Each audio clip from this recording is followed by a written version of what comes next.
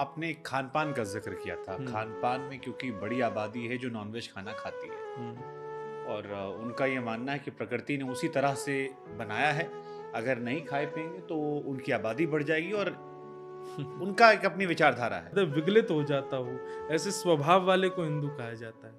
वहाँ हम एक जीव को मार देते हैं केवल और केवल अपनी जीव के सुख के लिए, अपने पेट के भरण पोषण के लिए। तो हम अपने आप को हिंदू ही कहना बंद कर दें। हम हिंसा से हमको बिल्कुल भी भाव मन में पीड़ा नहीं हो रही तो हम हिंदू कैसे?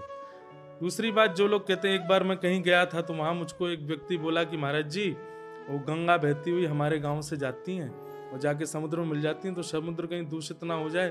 पूरी नगरियों का दूषित पना गंगा में बहता हुआ समुद्र में जाता है, उस दूषित कोई मछली खाती, मच्छी को हम खा के हम तो गंगा को पवित्र कर रहे हैं। तो व्यक्ति अपने स्वाद को प्रधानता देने के लिए किसी भी स्थिति तक जा सकता है, परंतु मैं ऐसा मानता हूं, प्राण जीवित रखने के लिए मांस आवश्यक नहीं। हम लोग हनुमान जी को पूजने वाले लोग हैं, जिनको बल बुद्धि विद्या देव मोह हरुम कलेश विकार, उन्होंने तो कभी मांस नहीं खाया। एक समय वह भी दूर नहीं कि मानव को भी मार देंगे लोग। कलयुग का जब अंतिम वर्णन आता है, वहां पर यह भी वर्णन किया गया है। दुनिया में ऐसे देश हैं जहाँ खाते हैं हाँ, लोग बाग खा जाएंगे। खाते हैं, आज भी मुझे पता है। जीवित छोटे छोटे बालकों का भी खा जाते हैं लोग।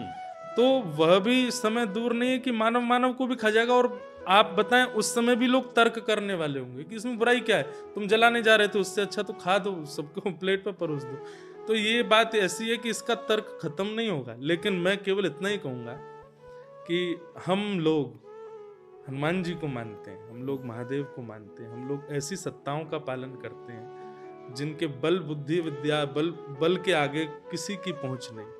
ऐसों ने कभी जब सेवन नहीं किया, वे भी जब इतने पवित्र भाव में रहते हैं, तो हम क्यों जबरदस्ती इन वस्तुओं को। और एक और बात कहें, कोई भी ऐसी वस्तु संसार में पृथ्वी से उत्पन्न होने वाली ऐसी वस्तु नहीं है जिसकी भरपाई मांस करे।